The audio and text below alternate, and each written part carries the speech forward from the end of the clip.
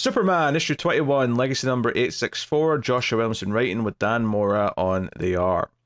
So this is a date issue, which the cover told me proudly, Yes. which is basically Supergirl is going to look after Metropolis while Superman and Lois go on some kind of date, which he has planned a little game on the moon where they're going to throw rocks at a big target to Yeah, it's Lois likes to hustle people at dart, so like she used to. So this is gonna try to recapture that, which again I found very sweet out of Clark. Trying to find stuff that she's good at. And what else? So yeah, you said Supergirl's gonna keep an eye on Metropolis, and they where else do they go? They see I'll jump magic in, show Matt. with Zatanna. Yeah, Zatanna, what are we talking about? yeah, they go to a magic show as part of the date. Sorry. There's one panel of Zatanna. I did not even remember that because it's such a nothing moment. Anyway. And they see some dinosaurs, which I'm assuming is on Dinosaur Island. You know, honestly, the montage page I didn't even register. I don't think because so there's these interlude pages that come up where it'll cut to like what other people are doing this day. And the first one is Jimmy Olsen and Silver Banshee, and all they're doing is watching a movie on the couch. What I liked about this page, though, is the way that their faces change over the panels, where Silver Banshee goes from looking disinterested to smiling at the bottom one, whereas Jimmy goes from smiling at the top panel to looking kind of scared in the bottom, which just implies that they're watching something kind of messed up, and she's getting more into it, and he's getting more freaked out, which is kind of funny to me. So there's that, and then they go to Gem World to have a picnic, but he kind of admits that he's thinking about Doomsday, and he's having a hard time not thinking about it, and everything that Time Trapper said to him. And then Amethyst shows up and says, hey, there's like a war happening here, or something. Doesn't really matter, it gets wrapped up very, very quickly. But we get another interlude page, which is Doomsday in the big chamber under the Supercart building, where we kind of get a glimpse of what Doomsday is seeing with the Black Mercy that's keeping him at bay, and he's just like crushing skulls and ripping Superman capes in half. What is the bottom page supposed to be? You mean the bottom panel? Yeah, the bottom panel. I'm sorry. Yeah. I don't know. He's crushing something that's beaming out energy of some kind. Yeah. All I know is it was very terrifying. And this is what Black Mercy shows you exactly what you want, and all he wants is death and destruction, which again checks out. Honestly, it looks like he's crushing a planet. If I was to describe that, it looks like he's crushing a planet, and there's beams of light coming out of the of it as it explodes in his hands. That'd be the best way I can describe what that is. So yeah, I mean, everything that Superman and Lois do on the date itself is kind of just fluff. It's just there to be entertaining. The next interlude is Lex and Mercy, where apparently Amnesia Lex is starting to like flirt with Mercy and like bring her coffee, and they seem to be starting something up. Clark and Lois are in Smallville, and they're like, hey, maybe the best thing for us right now is to not be Superman and Superwoman, but to just be Clark and Lois and enjoy some time. But of course, just as they're starting to do that, they hear kind of the alarms and the yell for Superman from Kara, because an entire armada has shown up in the sky, and this is the follow-up to that stuff that was being set up before, where these aliens are coming for Doomsday. They're calling themselves the Aftermath, and they're basically a bunch of different aliens who have all survived. They're all survivors from different worlds that Doomsday has killed, and they're here to get him.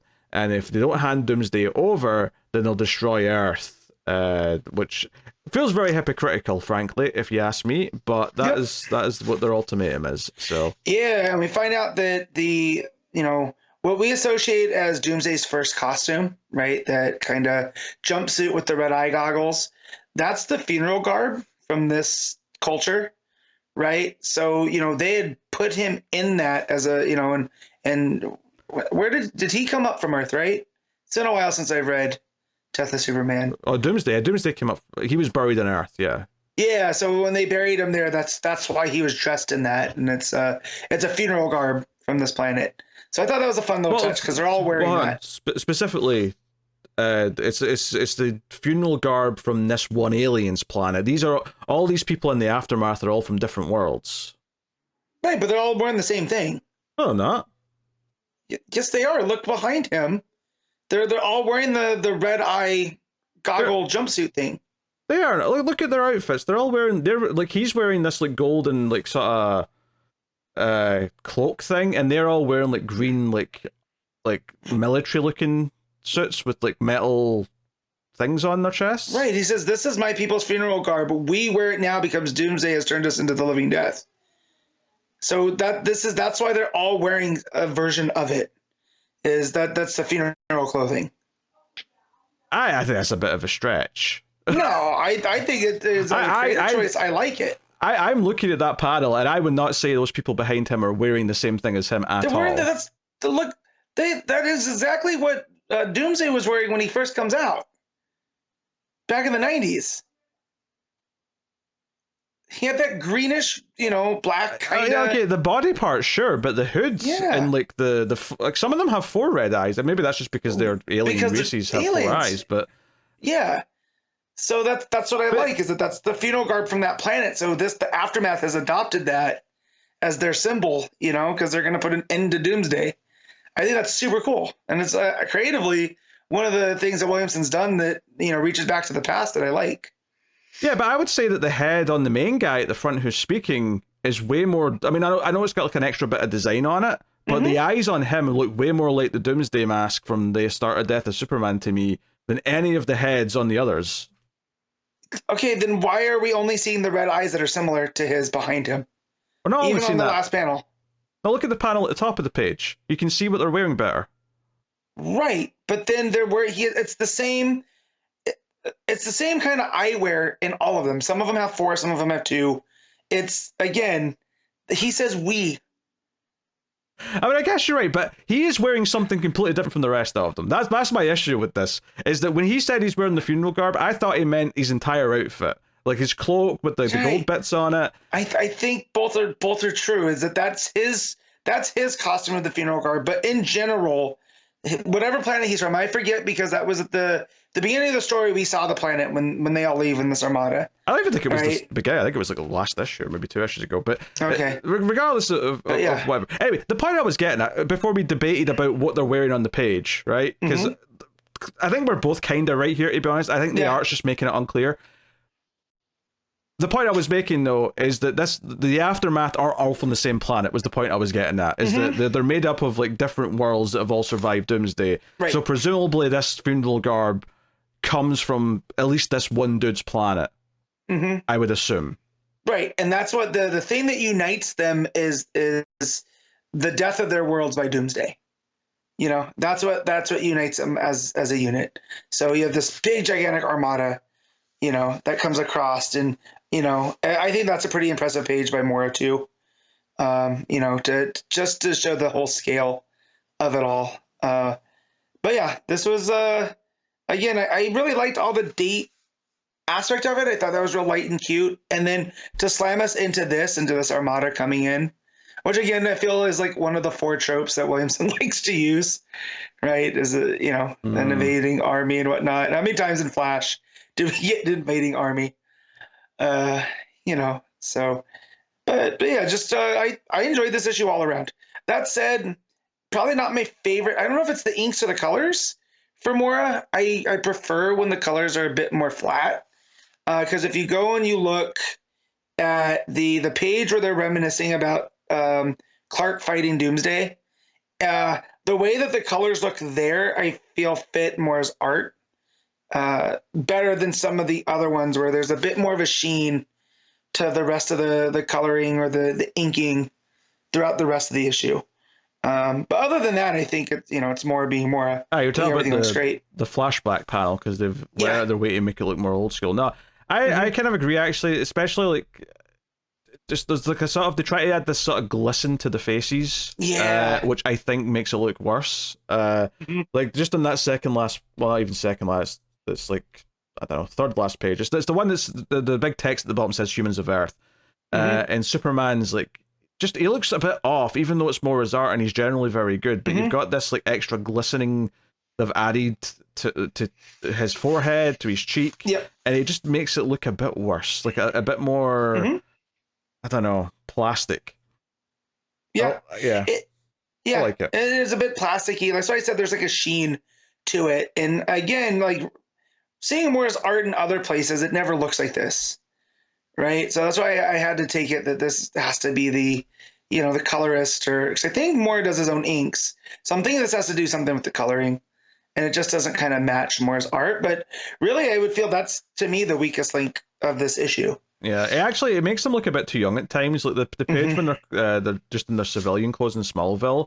Like Clark has this weird, like 12-year-old boy look to him in some of the close-ups. I mean, he obviously isn't, but that's the vibe some of the features give me, with the rosy cheeks and the dimple in the chin and the sheen to it. Yeah, where she goes, honey, I love that I'm Superwoman and that you're Superman. Yeah. And she gives him a little cheek pinch. He does. He looks like he's 15. Yeah, so I think that's something that's worth pointing out. Yeah, I mean, I like the idea of like survivors of Doomsday's previous things like coming together. I don't know if them threatening to kill a planet makes much sense to me, given what they all went through. You think they'd have a more nuanced look on that, but yeah, you would think they'd say we're going to take Doomsday and you can try to stop us, but it will only end in your destruction. I think that would have worked, because it definitely shows that they don't want to destroy a planet, but they will, right? Yeah, means to an end kind of. This is just like, hey, we're destroying your planet unless you give us what we want. It makes them feel like the bad guys here. Well, that's the thing. You say it makes them feel like the bad guys. I think this is making it seem like they are the bad guys. Like, I think that's the intent, is that these are villains in the story, at least for now. Maybe they'll be like more of a Shades of Grey thing later on, or like, as Superman maybe understands them better or something. But I think right now the intent was to give us a big cliffhanger where it feels like they are the imposing force coming in. But I don't know if that's necessarily the most interesting direction to take them in. Like, the concept's so fascinating that I think that's maybe a bit too simplistic. I mean, as far as this issue goes, I think it's an okay issue. I think the ending's fine. I think a lot of the stuff before the ending is just fluff, where like it's just like cute things of like Superman and Lois doing stuff together, and none of it's particularly that exciting or like. I think just one extended conversation talking about Doomsday and what they're concerned about would have been more interesting to me than all of the other stuff they were trying to kind of like build around it, which is all the fun and games that they're having. Just because at this point in the story, like I didn't need the story to reset, because it's almost like, oh, by trying to have a day off, we're trying to reset the pacing and momentum to start again where everything's fine. But we're not at the start of a story, we're in the middle of a story. So it just kind of feels like they're forcing like a pause where it feels unnatural. I don't know, that's the way I felt anyway. I mean, honestly, the couple of panels of Doomsday, like what he sees in his head, are so interesting that I think the interludes were my favorite part of the issue until the ending. Yeah, I will disagree. I think I liked more of the fluff than you did, but I also just enjoy seeing, Clark and Lois's relationship. And, them getting able to go and do this kind of stuff. And it's larger than life. It's playing darts on the moon with moon rocks, and boulders and going to Gem World and, Lois using her words to help, end a war between these two sides to split resources and whatnot. I like all that stuff. I have to admit, my eyes glaze over when Gem World's involved in it, and I just don't care about it. Yeah, I'm not surprised. Yeah. I did go, when we saw her in Gem World, I did go like, okay. But, just the point that Lois was able to help, negotiate a truce because, she's good with her words, and it just reminds you that, like, yes, that she has the Superwoman powers right now, but at the end of the day, Lois Lane's a problem solver no matter what. And I like that. Sure, but there could be more of a story to it. I think fundamentally, the only interesting part of Lois and having powers to me is the fact that she stole them from Zod. That's the only interesting part of it, because otherwise I'm not in love with Lois having powers. It's, as soon as they announced Lois is going to have powers, she's going to be Superwoman, I went, wait, why? Why are we doing this? You're just taking away what makes her Lois Lane. Well, and again, maybe that's the part, because that she talks about here in the conversation, she misses being the writer. and not just because she has superpowers, it's being the editor-in-chief and all this extra responsibility. Well, she misses just being herself, and I think this puts a bigger. Yeah, but you could tell that story without her having superpowers. You could just tell that story because she's the editor now, and it would, if anything, be more relatable and feel more hard-hitting, because that sounds believable that she's now in this position of power. She doesn't get to be the one writing the stories anymore. The superpowers are just, I don't know, it feels cheap. Yeah, but you say larger than life, like you like seeing them doing the larger than life things together, and I'm like, it just makes it feel less real to me that they're doing these big ridiculous things like throwing giant rocks in them. And it's not just the editor-in-chief part, it's the part where, she's part of the story and she doesn't like that. Because as a reporter, you're not supposed to be part of the story.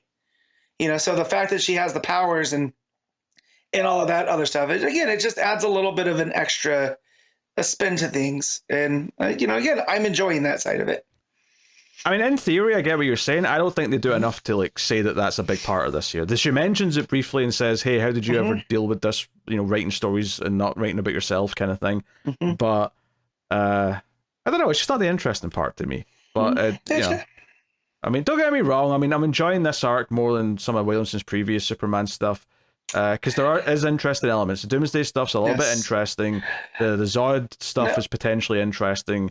But there's just this underlying feeling now, and it always happens about 3 issues into an arc where I'm like, this still isn't just hitting where it should be to actually feel like it's paying off. You're waiting for the rug to be pulled out. I'm just waiting to not be underwhelmed.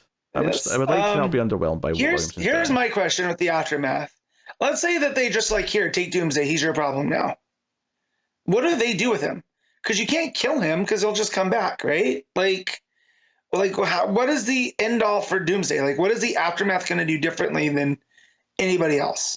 And I'm hoping that's what Williamson's going to, get into. But, I've read enough of his stuff that probably not. We're going to get Superman taking out the Armada or whatnot. But yeah, I have more questions about that, from that point of view, is how would they do anything different than what the heroes of Earth have done with Doomsday? I mean, the final text does say to be continued, and what do you do with a monster like Doomsday? So the issue is saying what you just said. Yeah. But we all know. Again, we have enough. Which is not to defend Williamson. I expect to be underwhelmed. If there's one thing I expect from Joshua Williamson, it is underwhelmment. That's what I expect. Yeah. But you literally just said what the text of the comic said. Yeah. Look, I'm gonna be real. Sometimes I don't read that final part, right? I look at it like set dressing. So dear. So yeah, it's a Joshua Williamson issue. Take that for what you will. Matt, what are you rating Superman? I'm gonna give this an 8. 6. Wow, he doesn't like Date Night. I can enjoy Date Night. If you give me a good day issue that tells a more compelling this really does feel like it should be the February issue, right? A little fluffy. What are the people in Metropolis doing for Valentine's Day? But it's not. This came out around Christmas. Yeah, I don't know. None of the actual date activities felt that meaningful. That's the problem I had. But hey, whatever.